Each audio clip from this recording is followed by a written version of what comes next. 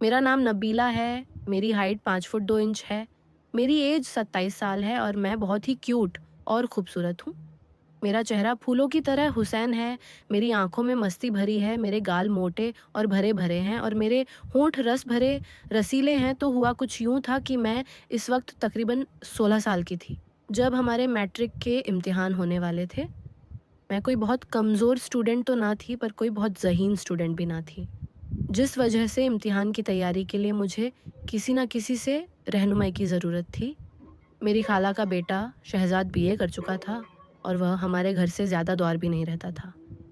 मैंने अम्मा जान से कहा कि वह शहज़ाद से बात करें कि वह फ़ारिग वक़्त में मुझे पढ़ा दिया करें। इस तरह मुझे ट्यूशन के लिए ज़्यादा दूर नहीं जाना पड़ेगा। आने-जाने की परेशानी भी नहीं होगी और वक़्त भी ज़ाया नहीं होगा।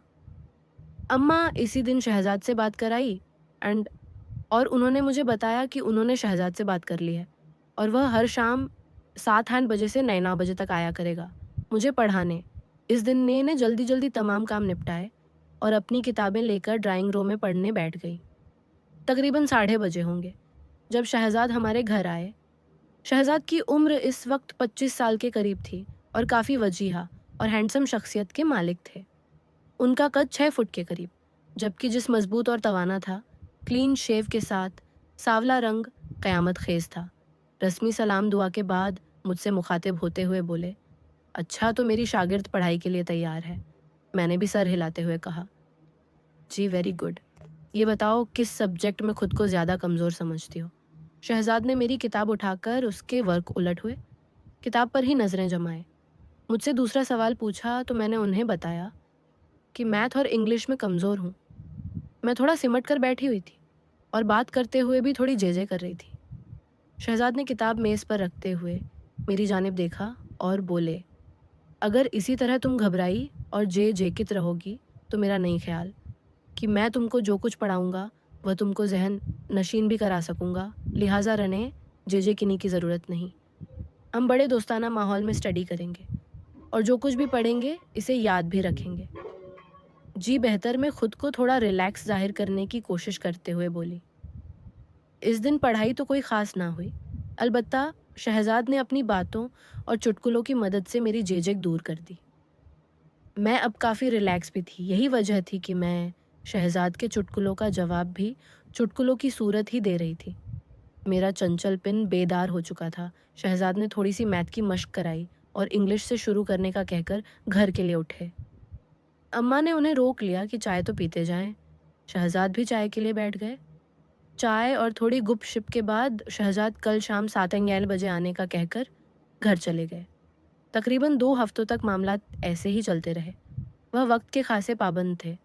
वक़्त पर आते और अपना काम वक़्त पर ख़त्म करके चले जाते। उनकी शख़्सियत जाज़िम नज़र तो थी ही, उनके पढ़ाने और समझाने का अंदाज़ भी खूब था। यही वजह थी कि मैं शहज़ाद की गिरवी दह हो चुकी थी और उनसे काफ़ी बेतकल्लुफ़ भी हो चुकी थी। इस दिन शहज़ाद मुझे मैथ की मश्क करा रहे थे। जब अम्मा चाय ले आई, उन्होंने मेज़ पर रखी और बोली कि चाय पहले पी लेना, ये कहकर वह वापस किचन में चली गई। मश्क ख़त्म हुई तो मैंने चाय की प्याली उठाकर शहज़ाद को देना चाहिए, तो पता नहीं क्या हुआ कि मेरा हाथ काँप गया और सारी की सारी चाय शहज़ाद के ऊपर गिर गई, जिससे उनकी पतलून और शर्ट भीग गई। मेरे तो आसान ख़ता हो गए। दौड़ती हुई गई और तौलिया उठा लाई। मैं बार-बार शहज़ाद को सॉरी बोल रही थी और साथ ही साथ उनकी शर्ट को तौलिए से खुश्क करने की कोशिश कर रही थी। अब जले तो नहीं, मैंने मुसलसल तौलिया रगड़े हुए पूछा। चाय से तो नहीं जला, लेकिन अब तुम ज़रूर जला डालोगी? मैं उनके इस जुमले को बिल्कुल भी ना समझी और इसी तरह तौलिया से उनकी शर्ट को खुश्क करने में लगी रही। मैं शायद कुछ देर और इसी तरह तौले से उन्हें खुश्क करने में लगी रहती, पर शहज़ाद ने मुझे रोक दिया एंड मुझे दोनों कंधों से उठाकर खड़ा करते हुए बोले, बस करो बबली, घर में मुझे सब इसी नाम से पुकारते थे। Everything is fine. तुम खामखा परेशान हो रही हो, लेकिन मैं खुद में बहुत शर्मिंदा थी। इसीलिए जब मैंने उन्हें इस शफ़क़त से पेश आते देखा तो मेरी आँखों से आँसू निकल आए। उन्होंने जब मुझे हम रोते देखा तो अपनी बाहों में भरते हुए मुझे सीने से लगा लिया और माथे पर बोसा देते हुए बोला, अरे पगली, रोती क्यों हो तुमने? जानबूझकर चाय थोड़ी गिराई है, यह तो हादसा थी। ऐसे हुआ उनके धार्स बंधने पर मुझे हौसला हुआ और मैंने आंसूते हुए कहा, जानती हूँ कि हादसा हुआ है, लेकिन हादसात भी तो किसी न किसी गलती का ही नतीजा होते हैं और इस हादसे की गलती की मैं ही ज़िम्मेदार हूँ। शहज़ाद भी शायद माहौल को खुशगवार बनाना चाहते थे, इसलिए बोला, बबली मैं तुम्हें इजाज़त देता हूँ कि तुम ऐसे हादसात रोज़ किया करो। वह हंस रहे थे और उनकी यह मानवीय हंसी मेरी समझ से बाहर थी। मैं भी उन्हें हंसते देखकर मुस्कुरा दी। शहज़ाद ने कहा, चिल्लू वापस वहीं से शुरू करते हैं जहाँ पर हादसा हुआ था। ये कहते हुए उन्होंने मुझे अपनी बाहों के घेरे से आज़ाद कर दिया। मैंने वापस अपनी कुर्सी पर बैठकर किताब खोलना चाहा तो शहज़ाद ने कहा, आज का काम खत्म, कल देखेंगे। मैं चलता हूँ, क्योंकि इस हालत में मैं तुम्हें कुछ नहीं पढ़ा पाऊँगा। शहज़ाद अपनी किस हालत के बारे में कह रहे थे मुझे कुछ पता ना चला। मैं तो इस दिन जब मैं बेड पर थी तो ये वाक़या बार-बार मेरे दिमाग में घूम रहा था और ये सब इस वक़्त तो मेरे लिए बेमानी थे, लेकिन अब उन वाक़यात को सोचना अच्छा लग रहा था।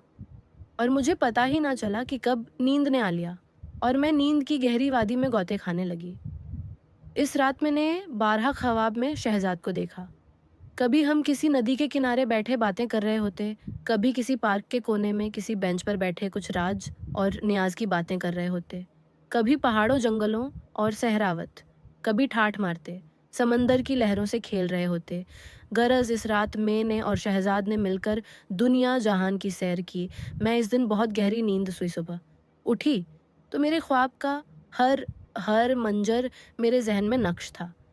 मैं बिस्तर से उठना ही नहीं चाह रही थी, मैं उन ख्वाबों की दुनिया से निकलना ही नहीं चाह रही थी। मुझे इल्म नहीं कि ऐसा क्यों था, पर जो भी था, बहुत पुल्लू था।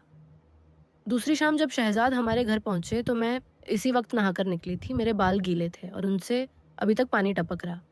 शहज़ाद की बार-बार उती हुई नज़र को मैं बखूबी नोटिस कर सकती थी। मैं तो शहज़ाद को ख्वाबों में बसा चुकी थी, लेकिन यहाँ लगता था कि शहज़ाद के मन में भी कोई बात चल रही है। दौरान सड़ी। मुझे आज